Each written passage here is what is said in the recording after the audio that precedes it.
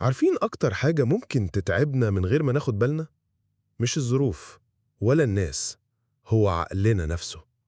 العقل ساعات بيعمل حركة غريبة جدا، ياخد موقف صغير ويكبره، يفسره غلط ويخليك مصدق إن دي الحقيقة. وده اللي بنسميه فخاخ التفكير السلبي. يعني باختصار طريقة عقلنا في خدعنا. خلونا اديكوا أمثلة واقعية بتحصل معنا كل يوم. أول فخ: الاستنتاج المتسرع. تخيل إنك بعت رسالة في جروب أصحابك: حد عايز يخرج النهاردة؟ الرسالة اتقرت وعدى نص ساعة ومفيش رد.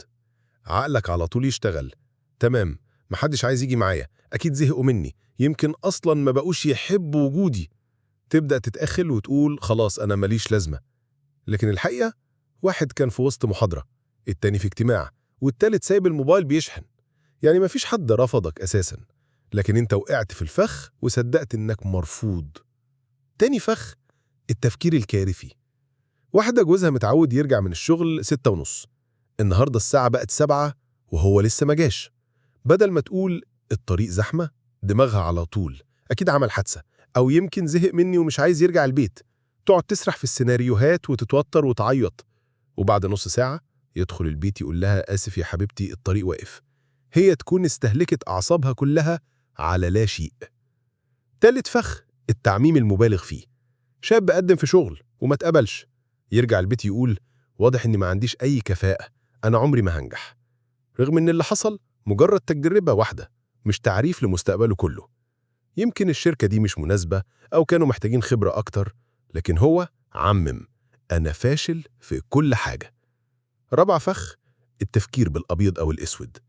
بنت في المدرسة طول الترم بتذاكر بجد وفي الآخر جابت 85%.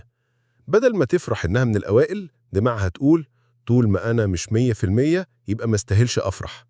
كان النجاح درجاته اتلغت وبقى يا إما كامل يا إما صفر. خامس فخ: تجاهل الإيجابيات. واحد في شغله مديره قال له برافو، شغلك ممتاز، العرض اللي عملته كان منظم جدا والأفكار واضحة، بس خد بالك من الإملاء في السلايدز. الطبيعي إنه يفرح بالكلام الكويس، لكن هو يمسك في كلمة الإملاء ويخرج من المكتب حاسس إنه مقصر وفاشل وكأنه ما عملش أي حاجة صح، مع إن 90% من الكلام كان مدح. الفكرة إن عقلنا مش دايما معانا، أوقات هو اللي بيولع نار جوه دماغنا من موقف بسيط جدا. وعشان كده كل مرة تلاقي نفسك متضايق من حاجة، اسأل: هو ده فعلا الحقيقة ولا أنا وقعت في فخ التفكير السلبي؟ ولو قدرت تفرق بينهم، حياتك هتتغير 180 درجة. وبالمناسبة، لو وصلت معايا لحد هنا اعمل لايك وفولو وشير، ومنشن حد تعرفه دايما بيقع في الفخاخ دي. ولينك قناة اليوتيوب في البايو.